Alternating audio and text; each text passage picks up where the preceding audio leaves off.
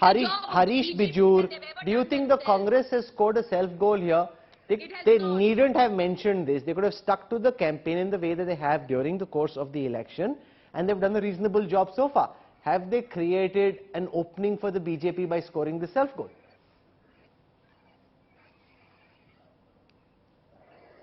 Harish. Okay, Rahul, I've read both the manifestos, the election manifestos. Hello. Yeah. Am I audible? Yeah, I hear you well. Well, Rahul, I have read both the manifestos. What was released yesterday, the BJP manifesto, and what was released today, which is that of the Congress. If you really look at it, I think the Congress manifesto has quite a bit of a preamble.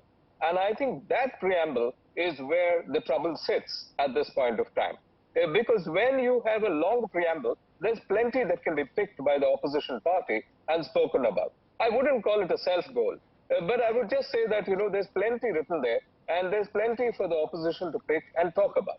But if you look at the BJP manifesto, for instance, it's quite crisp, and it doesn't go into such a big preamble. And I think, even that has politics. It's got real politics, real economics, real society, and real religion.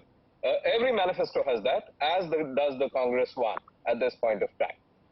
I remember when I met you in Bengaluru last week, this is what you were talking about, the Congress's ability to score self-goals, the Congress's ability to snatch defeat from the jaws of victory, the Congress's ability to create trouble for itself. If they just skipped this issue, they wouldn't have given the BJP the fodder to attack them with. They've just kind of gone and tied themselves up in knots where she's saying, I'll give you hundreds of pieces of evidence, and she stops after 3 or 4 accusations which aren't even proven in a court of law. Harish Bijoor.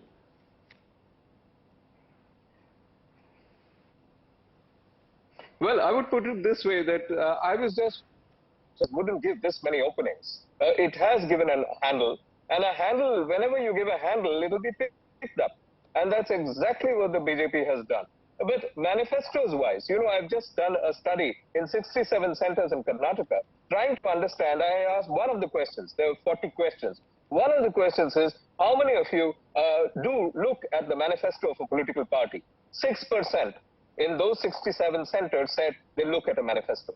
And out of that 6%, I asked, how many of you get swayed by a political manifesto? 1% of 6% said they get swayed out of a manifesto. So to an extent, much ado about nothing. But the BJP has the opportunity to pick a small issue, make it much bigger than it actually is, and drive the point home again and again. Absolutely. And the Congress's ability then to beat that narrative, as you're saying quite correctly, they've created an opening. Now, how big is that opening? How much can you drive through that opening? That we'll see over the next several days. But they've created an opening of their own accord, an opening which, just in putting too many words out there in that manifesto, you could have well avoided and been smarter about. But Sriraj Nair, you just heard from the Congress spokesperson leveling allegations of some of your members watching sleazy videos, some Dalit organizations saying that these people are harassing women and Dalits, and that therefore the bajrangdal should be banned, and one particular member against whom there are charges of murder as well. All of this leads the Congress to say that there is reason for the bajrangdal to be equated with the Popular Front of India and for the bajrangdal to be banned.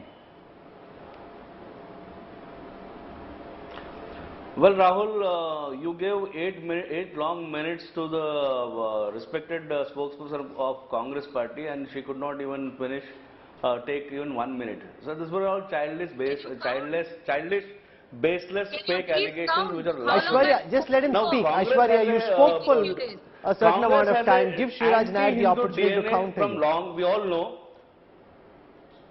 Yeah.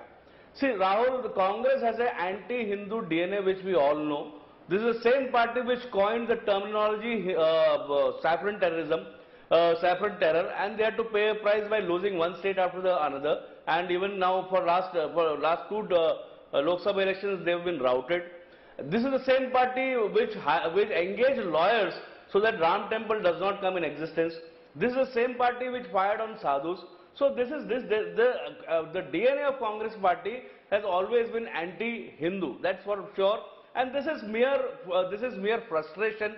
Elections are round the corner. And we have been unnecessarily we have been dragged into politics, but since we have been dragged, we'll definitely counter and we'll answer. Now we have a spokesperson of JDS also here. It's a triangular fight between Congress, BJP and JDS, and they are knowing even the Congress is not going to get the Muslim votes. The Muslim votes are going to be shifted to JDS. Now this is the last, they're trying their last attempt so that, they can lure some Muslims by seeking some attention by this kind of statements. But this is not going to work. The voters, the Hindu voters are going to be more polarized. They're going to be more awakened. So this is childish.